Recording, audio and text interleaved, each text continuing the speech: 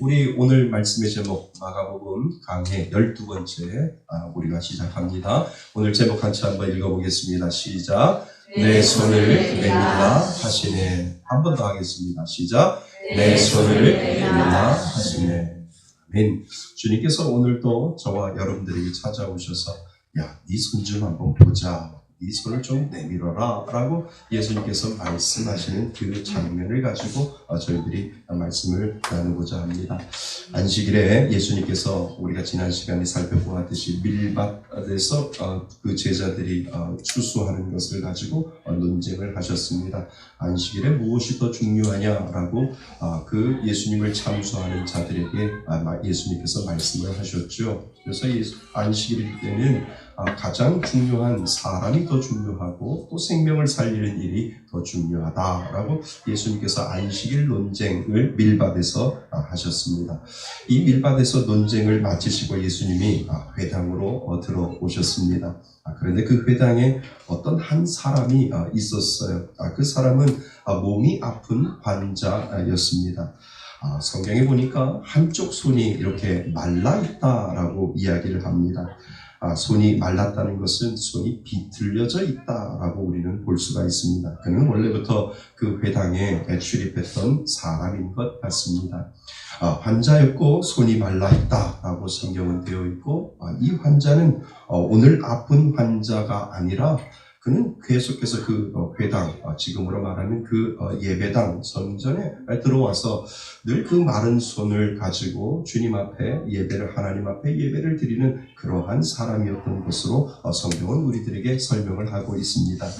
남들에게 그 손을 좀 보이겠습니까? 그래서 가능하면 그 손을 좀 교회에 와서 성전에 와서도 그 손을 좀 꽁꽁 싸매면서 감추겠지요. 자신의 그 부족함을 어떻게 많은 사람들에게 내어놓겠습니까? 그래서 성전 구석 어디엔가 앉아서 하나님 저에게도 좀 은혜를 주세요 라고 하는 그 마음으로 하나님 앞에 늘 그 숨어 지내서 교회 안에 와서도 늘 어떤 한 구석에 앉아서 하나님 앞에 간구하고 하나님 앞에 기도하는 그러한 모습을 우리는 상상해 볼 수가 있습니다. 그런데요, 그 성전에 오늘 성경에 보니까 또 한 부류의 사람이 있는 것을 우리는 보게 됩니다. 그 회당 안에 자리를 잡고 앉아 있었습니다. 그 사람들은 이 손마른 사람들처럼 어느 한 구석에 숨어 있든지 아니면 자신을 감추려고 그 부족한 모습으로 이렇게 있는 것이 아니라 아주 당당하게 회당 안에 앉아서 내가 이 회당의 주인이야, 이 회당에서 예배드리는 사람은 나야? 라고 하는 그 모습으로 앉아있는 어떤 한 부류의 모습을 오늘 성경은 우리들에게 설명을 하고 있습니다. 그 사람들이 누구냐 하면 어떻게 하면 예수님을 고발할까? 예수님의 잘못된 부분을 찾아낼까? 라고 하는 그 감시의 눈을 뜨고 예수님의 잘못을 찾아내려고 했던 그 사람들이었죠. 안식일에 과연 이 사람을 예수님이 고칠까라고 하는 그것을 두 눈을 부릅뜨고 지켜보고 있는 사람이 한 부류가 있다라고 하는 거지요. 그러니까 전체적으로 그 성전 안에는 자신의 연약함을 드러내기 위해서 드러내지 못하고 자신의 부족함을 가지고 주님 앞에 온전히 나온 한 사람이 있고 또 자신을 드러내기 위해서 그 성전 안에서 자신의 어깨를 펴고 있는 또 한 부류의 사람, 두 사람의 부류가 있음을 우리는 이 성경을 통해서 감지할 수 있다라고 하는 겁니다. 여러분, 오늘 저는요, 모든 문제의 해결점이 3절 안에 들어있다라고 하는 것을 저는 발견을 하게 되었습니다. 우리 한번 3절을 같이 한번 읽어보겠습니다. 3절입니다. 시작. 예수께서 손마른 사람에게 이르시되 하늘 가운데 일어서라 하시고. 아멘. 예수님께서 예수님을 고발하려고 두 눈을 크게 뜨고 있는 그들의 모습을 보면서 예수님께서 좀 언짢으셨던 것 같아요. 다시 말하면 예수님께서 화가 나신 것 같습니다. 그래서 그런지 예수님이 어떤 한 행동을 오늘 우리가 읽은 3절 안에 보여주고 있습니다. 예수님은 그 환자에게 말씀하셨어요. 여기 한가운데 와서 여기 일어서서 있으라 라고 예수님께서 말씀하시는 장면입니다. 예수님은 한 자를, 그 손마른 자를 가운데 세우셔서 그리고 감시자들에게 예수님이 질책을 하셨습니다. 안식일에 선을 행하겠느냐, 악을 행하겠느냐, 생명을 살려야 되겠느냐, 생명을 죽어야 되겠느냐, 어떤 것이 옳은 것이냐, 이렇게 말하니까 그들이 예수님에게 아무 말씀도 하지 않는 장면이 오늘 본문에 나와 있습니다. 여러분, 지금 여기에는 두 부류의 사람이 있습니다. 한 사람은 몸이 아픈 사람이고요, 또 한 사람은 겉으로는 멀쩡해 보이지만 그 한 사람들은 영혼이 지금 아픈 사람임을 우리는 감지해 볼 수가 있습니다. 그러니까 영혼이 말라서 비틀어져 있는 사람이지요. 우리는 몸이 비틀어져 있는 환자를 그 사람만 환자라고 생각하지만 예수님이 보시기에는 너도 환자이고 너도 환자이다 라고 예수님은 둘 다 지금 아픈 자라고 예수님께서 지금 보고 있다라고 하는 겁니다. 자, 우리는 이런 육신과 영적인 부분의 병자들을 예수님께서 어떻게 하나하나 치료해 나가고 있는지를 우리는 살펴볼 필요가 있습니다. 예수님께서 손 마른 자를 한가운데 세워놓고 이렇게 말씀하셨어요. 5절에 보시면 너의 손을 내밀라. 그러자 그 손이 예수님께서 그 한마디의 명령으로 인해서 너의 손을 내밀라 예수님께서 말씀하실 때 그 손을 내밀었더니 그가 회복되고 있는 것을 성경은 그대로 설명을 하고 있습니다. 여러분, 우리는 이렇게 생각할 수도 있어요. 예수님께서 왜 이렇게 하셨을까? 예수님이 왜 이 사람을 이렇게 가운데 굳이 세워놓고 말씀하실 수 있을까라고 하는 그 생각을 우리는 하실 수 있다는 겁니다. 손이 말라 비틀어져 있으면 참 부끄러울 텐데, 그리고 사람들 앞에 서서 자신의 마른 손을 꺼내기도 힘들 텐데 왜 예수님이 굳이 그 사람을 가운데 세워놓고 너의 마른 손, 비틀어진 손, 너의 꼬부라진 손을 좀 내어놓아라 라고 예수님께서 왜 굳이 그 사람을 그 가운데 세워놓고 말씀하실까라고 하는 그 질문을 우리가 우리 마음속으로 해야 한다는 겁니다. 차라리 예수님께서 아무도 모르게 저 구석에 가서 남 모르게 기도해 주시고 그냥 치료해 주시면 될 것이지 왜 예수님께서 한가운데 세워놓고 너희 좀 나와, 그리고 너의 그 부끄러운 손을 좀 내 앞에 좀 내어봐 라고 예수님께서 왜 굳이 그렇게 그 가운데 그 손 마른 자를 세워놓으실까라고 하는 질문을 우리 스스로 우리 안에 해야 한다는 겁니다.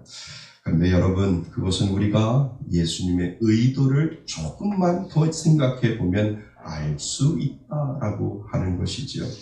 여러분, 예배에 나오는 자, 하나님의 성전에 나오는 자는 내 부끄러운 모습, 그리고 내 연약한 모습, 심지어 내 죄된 모습, 내 강팍한 내 자아까지 하나님 앞에 다 그대로 보여주어야 된다라고 하는 사실을 우리들에게 지금 가르쳐주고 있는 겁니다.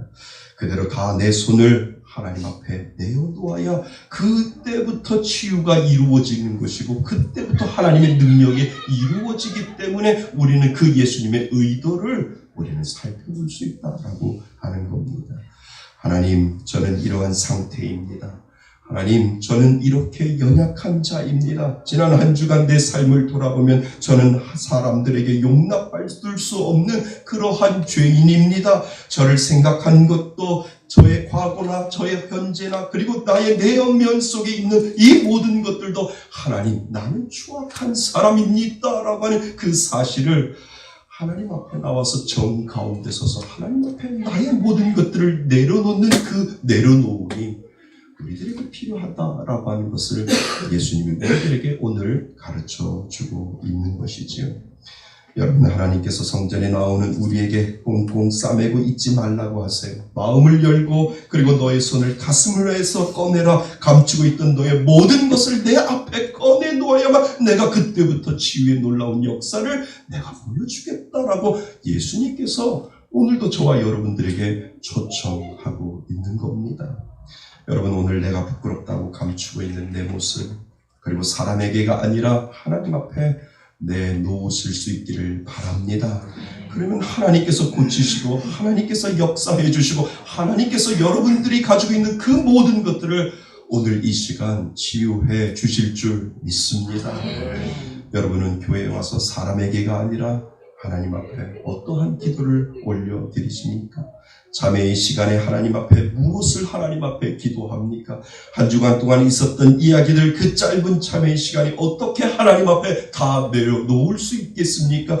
그러니까 조금이라도 주님 앞에 일찍 와서 주님 10분 전이라도 일찍 와서 한 주간 동안 있었던 일들을 반추하며 나의 잘못된 모습들을 이 가운데 세워놓고 하나님 나의 이 잘못된 모든 것들을 주님 앞에 내려놓습니다라고 하는 그 과정이 나의 손을 내밀는 그 과정이다라고 하는 사실을 예수님께서 오늘 저와 여러분들에게 말씀하고 있습니다. 사람에게 말할 수 없는 은밀한 이야기들, 그리고 나의 부끄러운 손들을 오늘도 예수님께서 너의 부끄러운 손을 내어놓으라라고 말씀하실 때 그때부터 기적의 놀라운 역사가 이루어지고 있다라고 하는 사실을 오늘 우리들에게 가르쳐주고 있습니다. 예수님께서 내 손을 내민 그 손을 붙잡아 주시고 그때부터 예수님께서는 고쳐주십니다.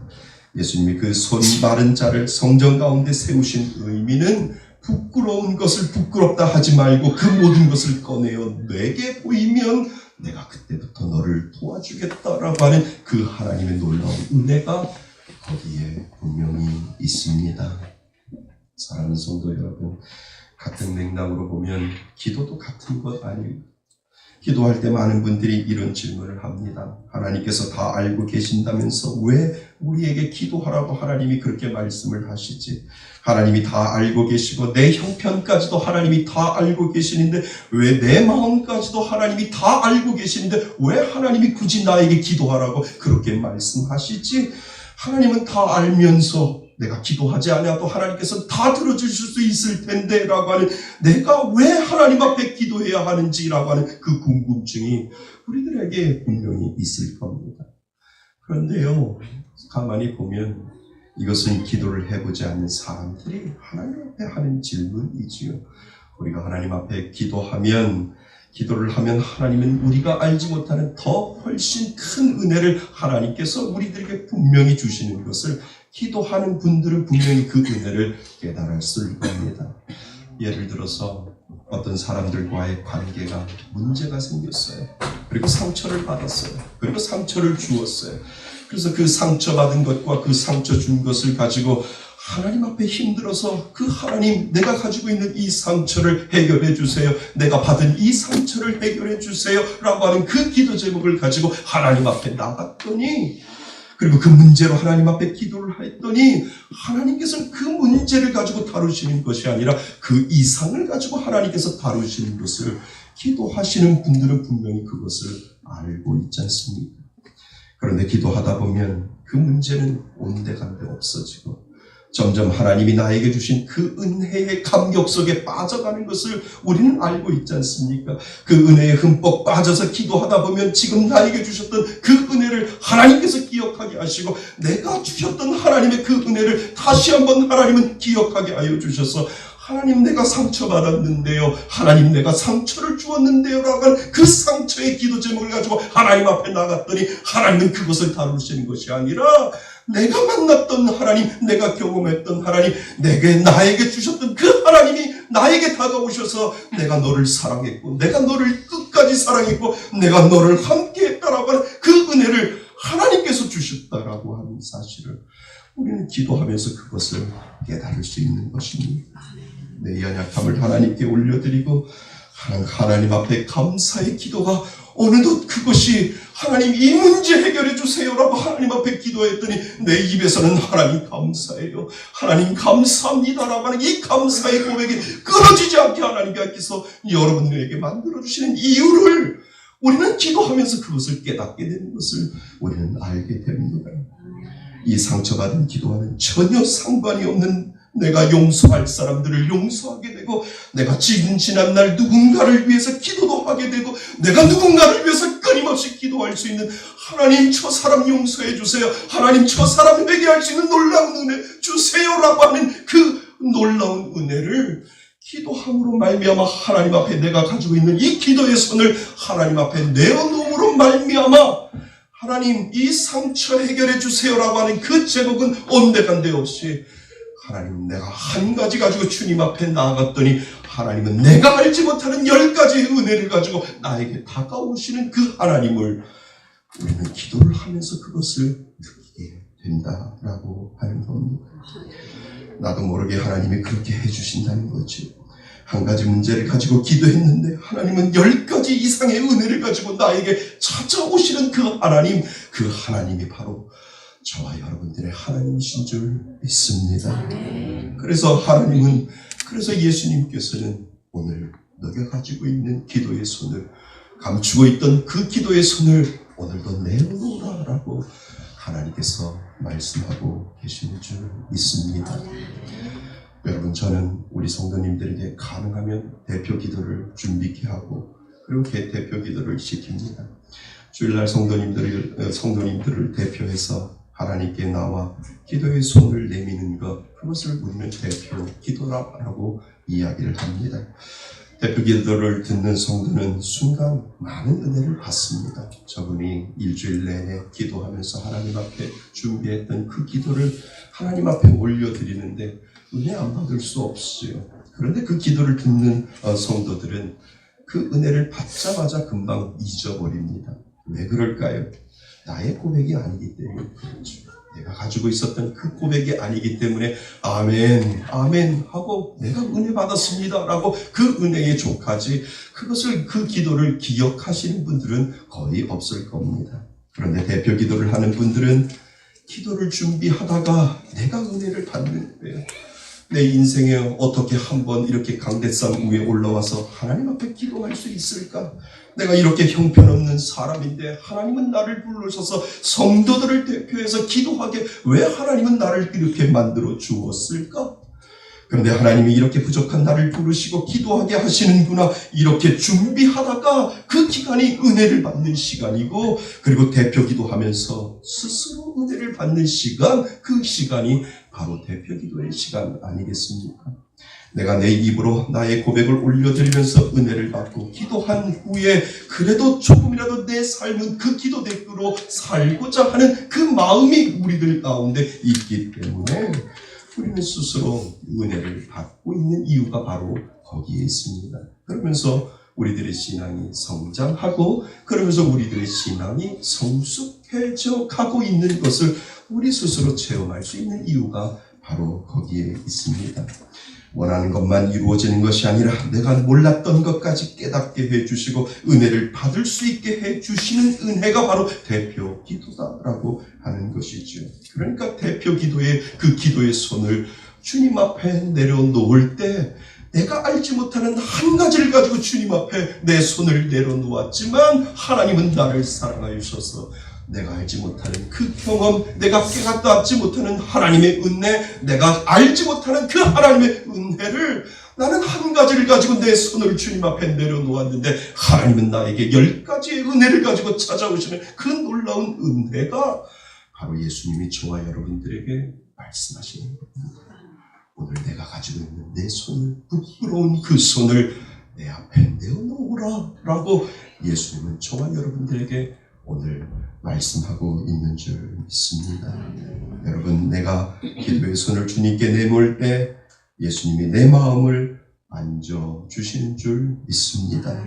내가 먼저 손을 내밀면 주님은 내가 생각하는 그 이상의 은혜를 주실 줄 믿습니다.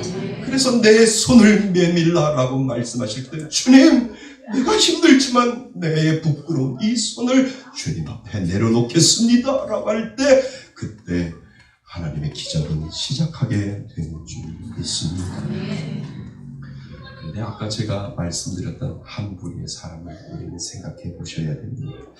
여전히 마음이 뒤틀려져 있고요, 예수님께 손을 내밀지 못하는 영적으로 손이 오므라진 사람이 있다는 겁니다. 그들이 누구입니까? 그들이 오늘 성경에 말하는 바리새인들이다라고 하는 것을 성경은 우리들에게 설명을 하고 있죠. 우리가 아까 읽었던 6절 말씀 있습니다. 6절 말씀 같이 읽어보겠습니다. 6절입니다. 시작. 바리새인들이 나가서 곧 헤롯 왕과 함께 어떻게 하여 예수를 죽일까 의논하니라. 바리새인들은 예수님에게 영적으로 오그라진 자신의 손을 내밀지 못하고 예수님을 어떻게 하면 죽일까 여전히 그들의 마음속에서는 변화되지 아니하는 그 모습을 우리들에게 보여주고 있습니다.